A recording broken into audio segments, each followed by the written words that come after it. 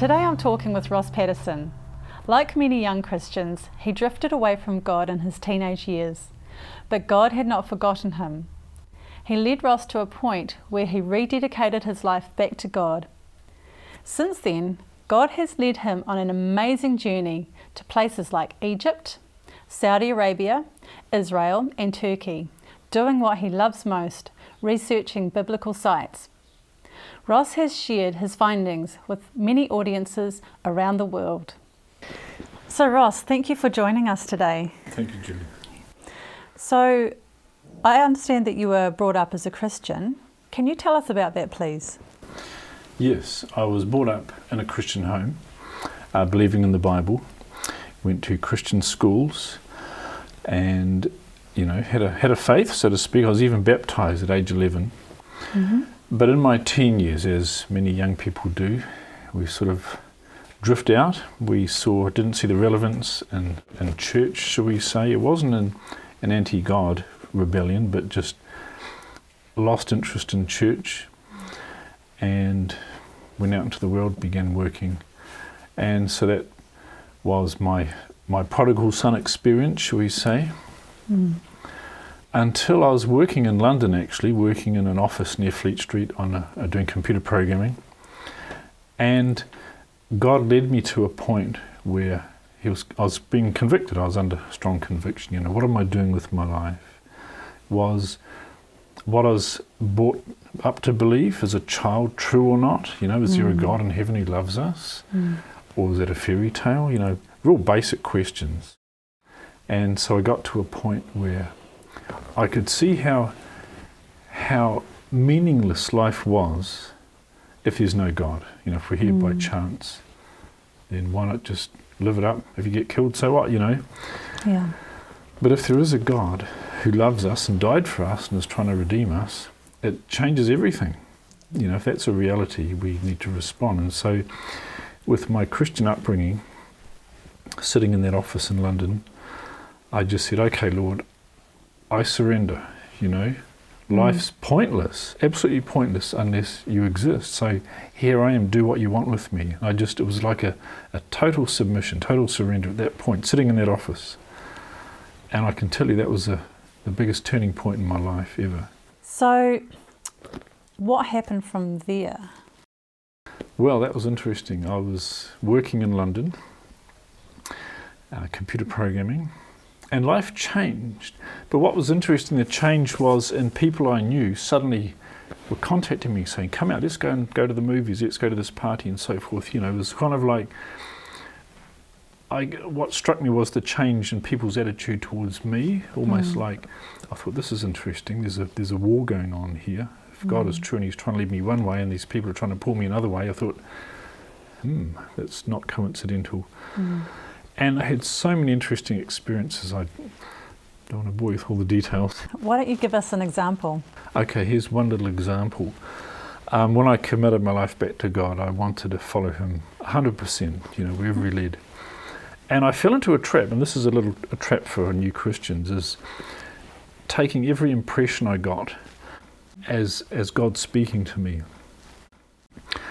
And one day I was standing on a railway station in London. There's a train coming, and I had the strong impression, just fall in front of the train and end it all. And I went, whoa, that wasn't from God. And it was a wake-up call that you've got to test everything by the Word of God. You can't live on impressions. Yep. And if I'd listened to that impression, I wouldn't be here today. Yeah. So that was a big wake-up call.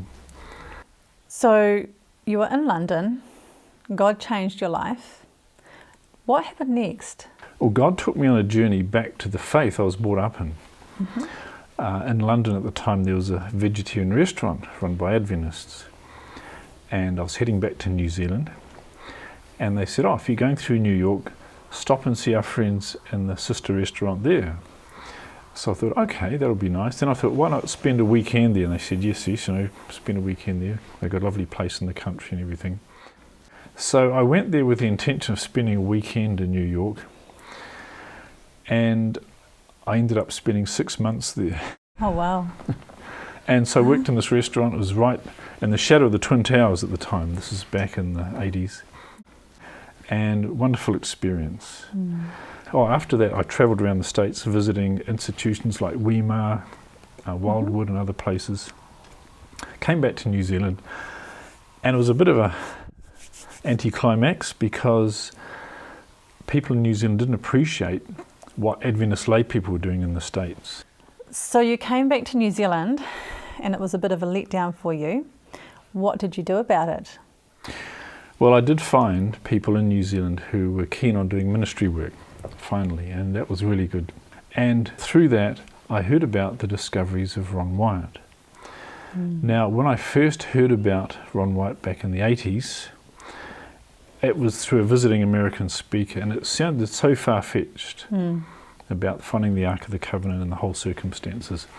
I didn't take it too seriously, but a number of years later, I was given some newsletters by a guy called Jonathan Gray, and this was saying not only the Ark of the Covenant, but Noah's Ark's been found, Red Sea Crossing's been found, Mount Sinai's been found, Sodom and Gomorrah's been found, and here was pictures, locations, how you get there, here's the government visitors centre, all these details. And I remember thinking, wow, this is either a very elaborate hoax, people have gone to a lot of effort, or there's something here, this is something substantial which can easily be checked out. Yeah. And so I thought I'd check it out. And that led me on a path to realising, hey, it makes sense. God has preserved things for this generation to confirm faith in His Word. Awesome. Yeah, that's exciting. Then I was invited to Australia, and I met a group of people that were quite interested in Ron's work. And so we organised a group to bring Ron Wyatt to Australia. And we invited him out in 1998, 1999. And we had some public meetings with him where he presented to the public these findings of Noah's Ark, Red Sea Crossing, Sodom and Gomorrah, etc. And we had so many people turning up, we had to turn people away at the door. That's incredible. Now, that's a good problem to have. And that sent me on another journey, so to speak, where I've now been to the Middle East probably about 15 times, 16 times, researching these things, and God has opened amazing doors. Yeah. That sounds really exciting. Can you tell us some more about that, please? We first did a trip through Egypt and Israel, went to the Red Sea Crossing, did some diving. I've now done 120 dives in the Red Sea over various trips. And we've seen in the coral shapes. Now, you've got to understand it's 3,500 years since the Exodus, so it's not like a museum down there. But what you find is what you'd expect to find. If you have man-made shapes where coral has grown on it and left the shape there. I was blessed to be able to go to Saudi Arabia a few years ago.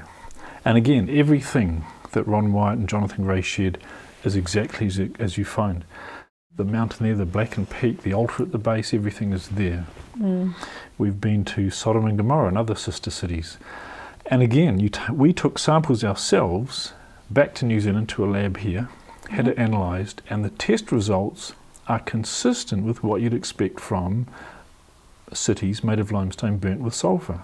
Yeah. Clean ash with sulphur balls in it. Most exciting things to do with Noah's Ark. And last year, God opened amazing doors, and we're hoping this year to begin excavating with government permission, full legal permission through a university to excavate the Noah's Ark site. Oh, that's really amazing. That's fantastic. Wow, what a privilege to be a part of something like that. So I understand you've been going around the world doing outreach programs. Can you tell us about that? I was scared of public speaking when I was young, very nervous. But one thing I decided when I came back to God, I wouldn't ever refuse an invitation, If God was leading me to do something, I wouldn't say no. Yeah. And that was a big decision. But anyway, and so one day I got asked to do some meetings, and it was a challenge. It was hard, but the more you do it, the easier it becomes. Yes. So now I've been to Japan. I've done several series in Japan, Taiwan, the Philippines. We've had amazing results in the Philippines. Again, presenting these findings as confirmation of the Bible, and then from that leading into Bible prophecy and other truths that we know. Yeah. And the first trip to the Philippines, we had 497 baptisms from an outreach we did, and we've been back twice since with more baptisms following on, probably close to 1,000 people now in the Philippines, from presenting these findings and the biblical relevance and prophecy and where we are today in the stream of time. So I've been to Australia, many Pacific Islands, and now it's been on YouTube, and I get emails from around the world. It's been on First Light TV. So that's another ministry door that God's opened. And that's what these findings are all about. It's not about looking for holy relics or things. It's about presenting to the world what you find is exactly what you expect to find if you take the Bible as your starting point and an accurate historical book. Yes. So you were telling me before that as a result of these evangelistic outreaches that you met your wife. Can you tell us about that?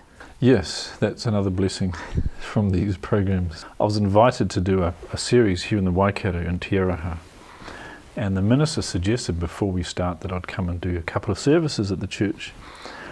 And so I was giving a talk in the church here about the covenants, long story, about the old covenant, the new covenant, how a covenant comes into force when the testator dies. This is from the book of Hebrews. Now, sitting in the congregation was this attractive lady who works in a lawyer's office, who does wills and trusts and things.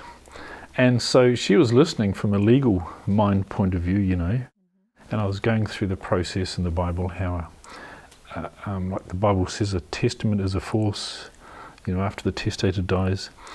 And hence, when Jesus died on Calvary and established the new covenant, the death of the testator on the cross, and then nothing can be changed, just like you can't change a person's will when they die.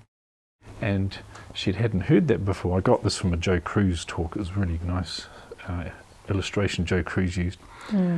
And she said to me later, I was wondering, who is this man sharing this information? And so we got talking, and during the course of the outreach program, we got to know each other very well. We just hit it off. We're on the same page. Nice. And so that was wonderful. And now we've been happily married for 4 years. Oh, that's great.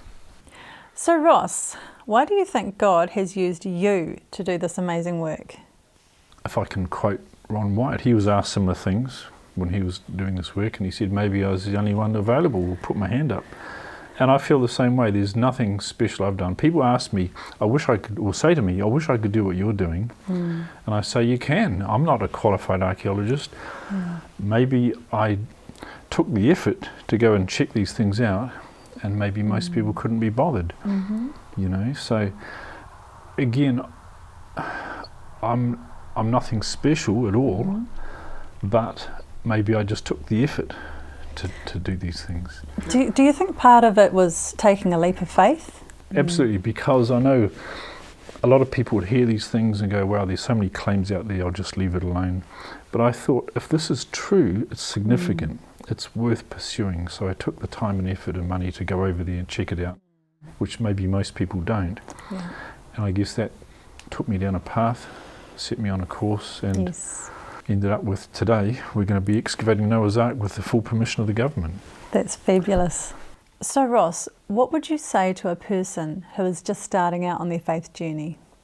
It's very important when you give your life to Christ to commit yourself fully, I believe. Christianity is not just sort of another slot in your life, it's meant to be your whole life. Becoming a Christian means following Christ, and it means 100%. Yes. And I can say from my experience, if you do that, you know, there's areas in our lives where you say, no, Lord, I don't want to give this up, or I like this, you know, we sort of make a boundary for God. But if we get rid of that boundary and say, Lord, 100%, do that, because then God can take your life and do amazing things with you. Yes. That's what I found in my experience. So my message is make it 100%. 100%. That's what genuine Christianity is. It's like a total surrender. Here I am, Lord, do what you want with me. That was the commitment I made, and I can say, let God take your life and do something, and you'll be amazed what he does. Absolutely.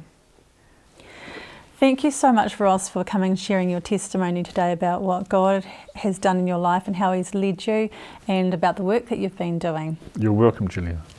The scriptures say in Jeremiah chapter 3, verse 33, "Call unto me, and I will answer thee and show thee great and mighty things which thou knowest not." Isn't it wonderful how God has led in Ross's life? When you dedicate your life unreservedly to God, you will be amazed at where He will lead you. I challenge you to dedicate your life to God and see where He takes you.